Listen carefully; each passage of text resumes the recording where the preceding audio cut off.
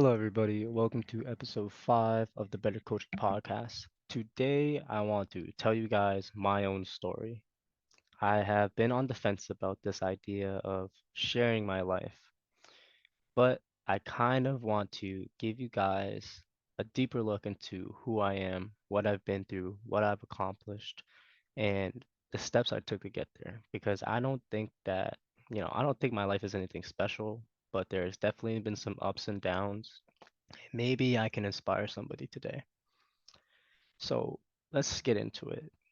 I started off as a kid, super smart, never really got below 100, and I had a lot of pride in that.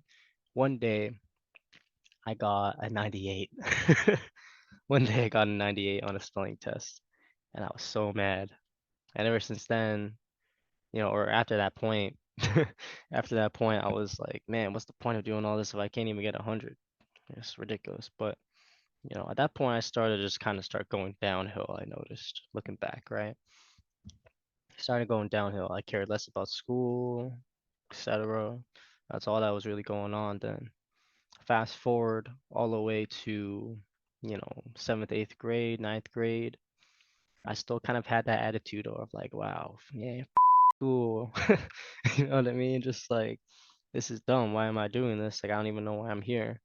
But I was just a stupid little boy who didn't understand what life is really about at that point.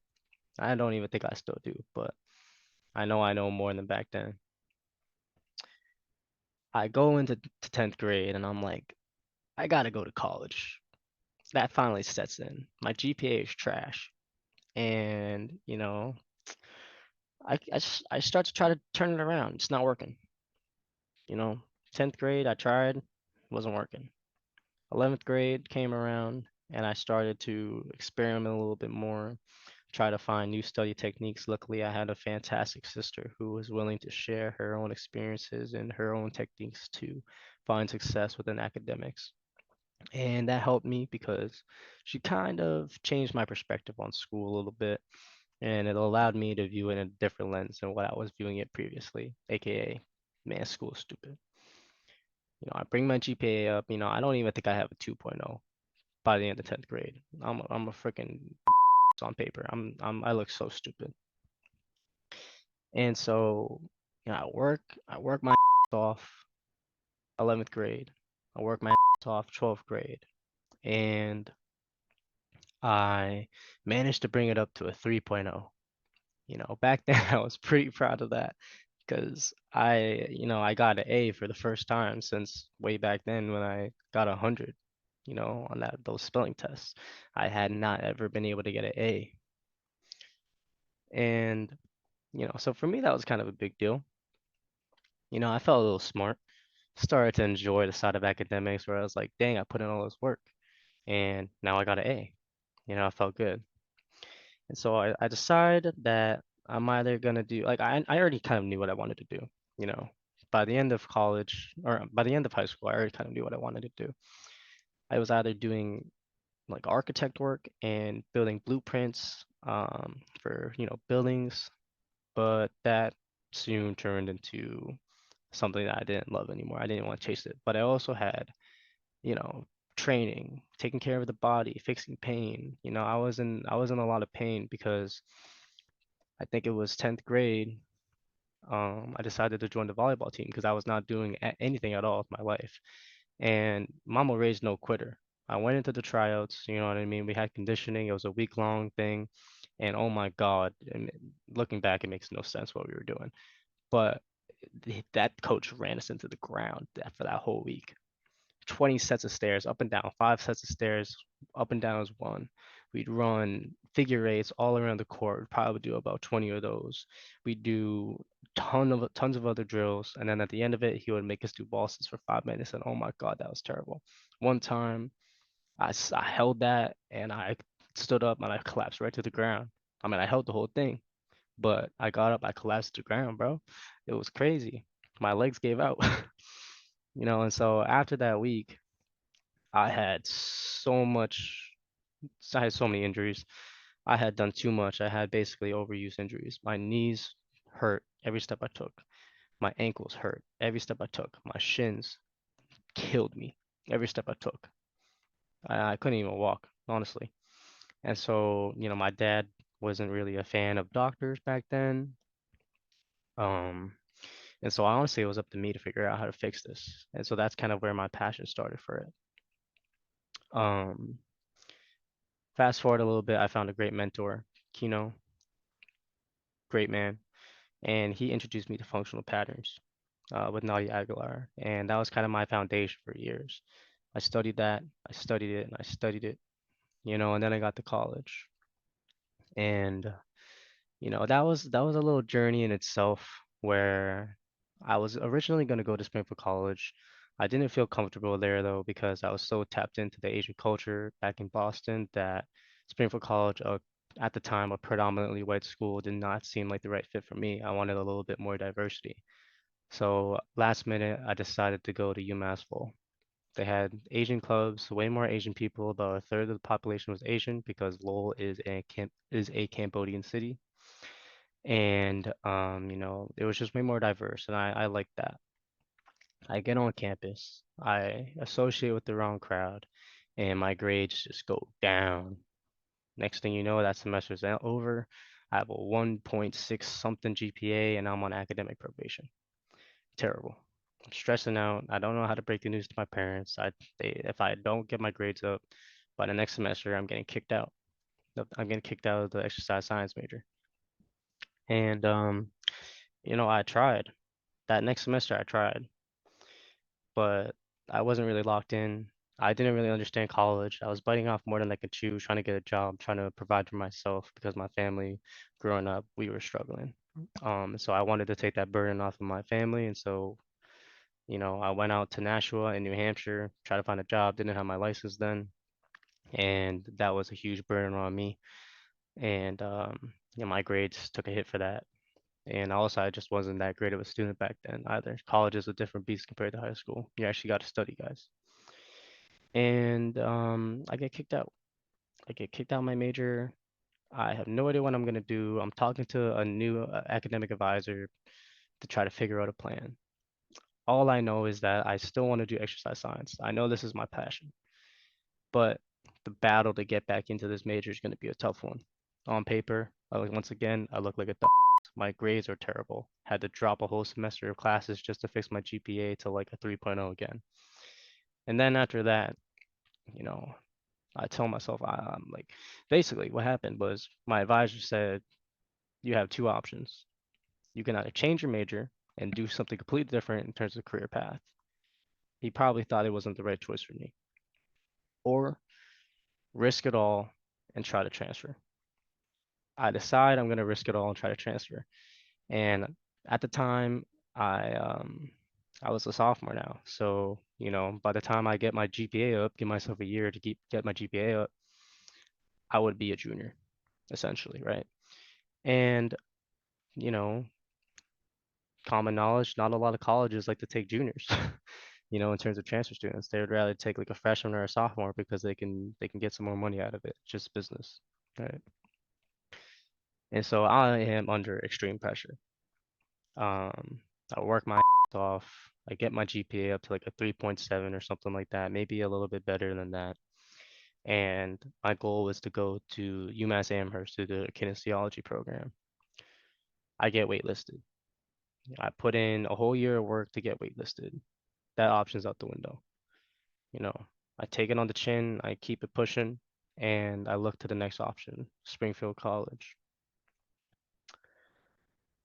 You know, that that was a blessing for sure. Springfield College was a blessing for me. They call me, they say, "Hey, we really think you'd be a great fit here." And mind you, I scrambled like crazy just to even get that application in. I broke my hand that year as well, and so my right hand, I'm a righty, so work was hard, homework was hard, everything was hard, to say the least, man. Everything was hard to say the least. It was a struggle, but I managed to pull through. But Springfield College, they called me on the phone that summer and they say, "Hey James, I think you'd be a great fit for us. I just want to let you know that you got accepted into Springfield College, and you made it onto the scholarship program, the highest scholarship that you can get of 10K a semester." And I'm like, 10K, that sounds crazy. I wasn't getting anything from UMass Lowell in terms of financial aid. And so when I heard that scholarship, I was like, I'm in. Plus, I had no option, so I was like, all right, I'm in. And that was just a cherry on top. I was so happy. I go to Springfield College, and I decide that I am going to, you know, like I already cleaned up my act, but I'm going to continue doing that. And so I go in first year, it's still kind of COVID. I take it slow. It's all virtual. And, I managed to pull through with like a 3.9 something. I got an A minus in Intro to Multicultural Affairs, which is crazy to me. I don't know how I could get an A minus in that class, but it happened. Still kind of makes me upset to this day, but it's all good. Second year goes by, and I start to kind of I'm like, man, Springfield College is not for me. I don't know. I didn't like it at that point. I was still basically doing everything remote. After that year, I come back. I forget if it was the spring or the fall, but I come back on campus for the first time to Springfield College. And I'm just trying to take it all in. And I decided that I wanted to kind of leave a legacy here at Springfield College. And so one of the things that I wanted to do before I left was start an Asian culture club because going in, that freshman year, I decided not to go because there was a lack of diversity. There was no clubs for Asians. And I felt like I didn't have a place or a home to go to. And so I wanted to create a club where I could create that. I could create that culture. I could create that home and that environment for Asians to come in and feel like they have a place here, to feel like they belong. So I do that. I'm not gonna really talk about it that much. And honestly, I should have taken more lead on that, but it is what it is. It doesn't go the way I want, but the club still exists. Maybe I'll come back in the future and clean it up, but it wasn't what I imagined. I left. The club is made, but I left. And so now I'm trying to figure out what I'm gonna do. Because honestly, I'm just a kid in college doing applied exercise science, one of the most opportunistic job paths, or one of the most opportunistic majors in terms of career paths, the axis of career paths you have. You can do personal training, you could be a nutritionist, you could be strength and conditioning coach, you could be a clinical exercise physiologist, you could continue going on, you could do research, whatever you want to do. There's so many avenues that you could take. And I had no idea what I wanted to do. I was stuck on personal training for a while because I felt like that's where I belonged and where I could make the most impact. And so I worked towards that. I then go into my junior year at Springfield College and I start taking some other classes. I start taking more clinical classes because, it's kind of just in the major. And those are the classes I have to take. Turns out that is really cool. I like it. I'm learning how to fix people's diseases. I am learning how to help people in need in a different way than what I originally wanted, but I'm still helping people nonetheless. And honestly, all I wanted to do is just help people. And so I was like, okay, this could maybe be a career path for me. I kind of, the sad thing is that over the time at Springfield College, I kind of phased or distanced myself. I'd rather say distanced myself from functional patterns, but I still hold it close to my heart. But in terms of what I was applying, the knowledge I brought, I kind of distanced myself from that. So I need to reconnect. But that happened. And so I'm like, all right, I might as well see where this goes. I'm not going to put myself in the box. I had a great mentor at the time, Dr. Headley, there at Springfield College, and he was giving me advice, telling me that I shouldn't put myself in a box. I'm a smart kid. There's so many opportunities for me. I could do whatever and I can make a lot of money. And I'm like, all right, bet. That sounds good. I was interested. And so I listened to what he has to say. He tells me I should be a clinical exercise physiologist and I could be a big difference in the field and I can help people. And I believed that because of the way I was performing in class. But fast forward a little bit, you know, we get towards my senior year or second semester of my junior year because I was a semester behind. Since I had to drop all those classes, I ended up taking a break as well during COVID. Junior year, second semester, you know, I think that's when I started kind of exposing myself a little bit more. I said I was really following that idea of I didn't want to put myself in a box. I took a group exercise class where I learned how to lead groups in terms of, just regular group exercise classes. I also took a wellness class, an intro wellness class to strength and conditioning. That was the best decision I ever made in my life, and I'm grateful. I had a great teacher, Coach Aloy, my freaking boy, man. I love you. But he was honestly a huge reason why I got into this field, along with another mentor of mine, Coach Fight. I took that class and I'm like, damn, this is cool as hell. I find out Coach Fight, my mentor, is also a strength and conditioning coach. I decided to go out of my way, set up some meetings with him, meet with him weekly at the time, and I'm just trying to get some guidance because I am trying to break into this field of strength and conditioning after I took that class with Coach Aloy. And Coach Fight, God bless that man, he put me right in the right direction. He recommended me a book, Conscious Coaching by Brett Bartholomew. I pick it up, I read it. He also tells me about the art of coaching and the resources that they have. This database of books, of articles, things to read in order to break into the field of strength and conditioning. There's a long list. I'm not done. Not even close, but that was a great entry point, and he kind of took me under his wing a little bit in order to, I don't know what his reason was, but he was helping me get to where I wanted to be. And so time goes on, time goes on. Next thing you know, I'm taking strength and conditioning with Coach Fight, and I'm taking a management class with Coach Fight. So basically, I'm learning how to run a health and fitness business along with taking strength and conditioning. Between that first period where he introduced me to that database and Brett Bartholomew and everything to that point where I now took strength and conditioning, um, I had evolved as a coach a little bit. I learned more.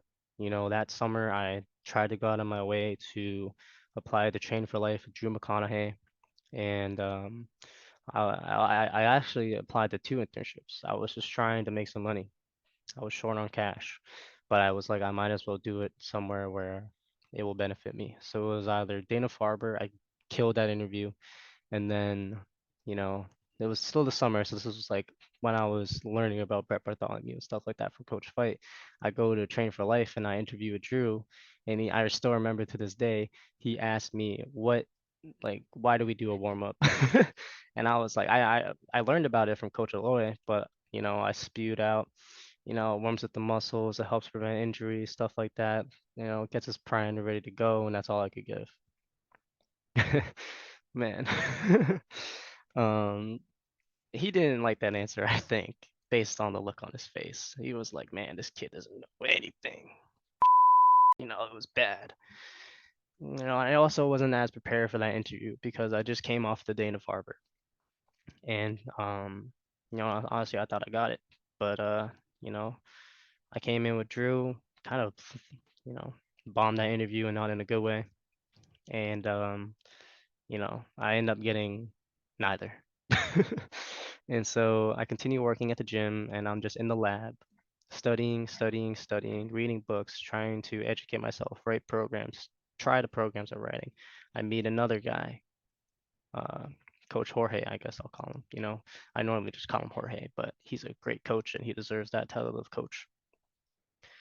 My man, Coach Jorge Morales.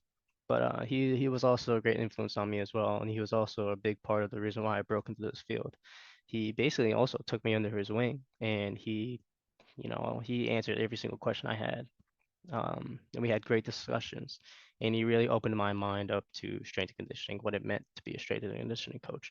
And still to this day, we still have some talks. We talk about programming, we talk about ideas, we talk about our philosophies and everything in between.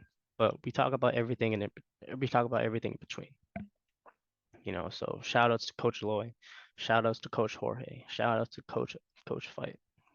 Huge pillars within my life over the past year or two. And we're starting to get to where I'm at today, where last semester I took an internship down in Springfield College Strength and Conditioning to try to see what it was about, to really just say, okay, I'm gonna try it out. I knew at that time you had collegiate and then you also had the private sector. I tore my ACL. Springfield College was a great option. It was close by.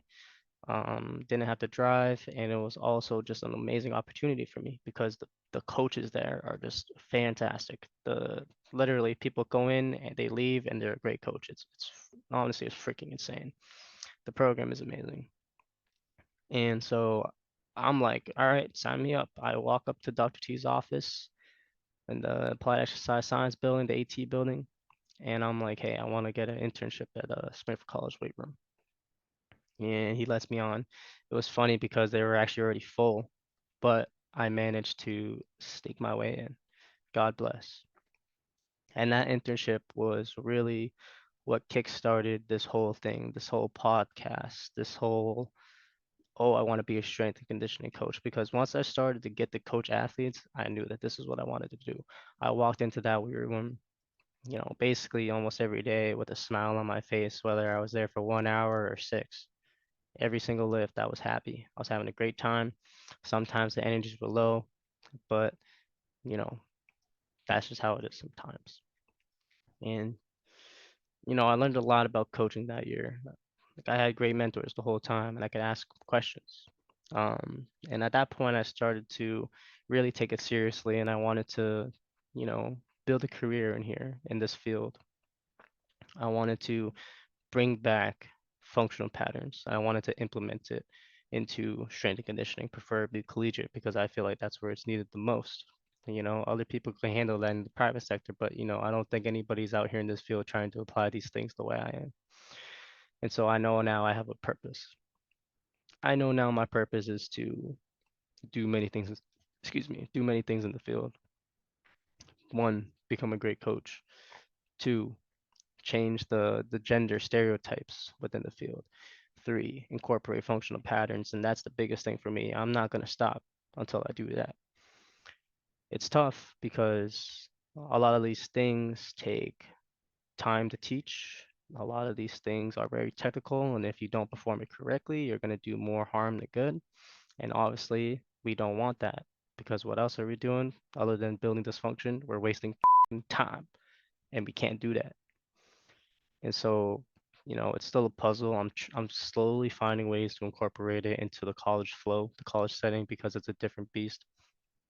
And so the puzzle is how do I give the athletes this type of, stimulus, right? How do I get them to fix their posture, create better kinetic chains, make sure that they're engaging every single muscle in their whole entire body as a one well-oiled unit, more powerful, better biomechanics, more injury prevention or reduction. You can't fully prevent injury, but functional patterns get you damn close to being bulletproof. The only thing that's going to take you out is a freak accident. But as we all know, in contact sports and a lot of sports, you know, that stuff happens. You know, just unpredictable contact. Freak accidents happen in sports all the time, and so that's why we're here. We'll prevent whatever it is, but if it's that freak accident that takes you out, it's gonna be that and not something else like running full sprint and stopping. You'll be good. But that's kind of where I'm at now. And those are the goals that I'm working towards. I also want to eventually, once I'm done accomplishing my goals, or even, while I'm doing it, but after I have more time in the field, I would like to become a mentor myself and take somebody under my wing who is gifted and willing to carry the torch that I'm carrying and continue on my legacy in terms of the changes I'm trying to make within the field. And so I hope you guys enjoyed. I hope you guys got an idea of who I am, what I'm trying to do, and how I am trying to accomplish these things. And I hope you guys had a great time. Thank you for tuning into episode 5 of the Better Coaching Podcast, and thank you very much.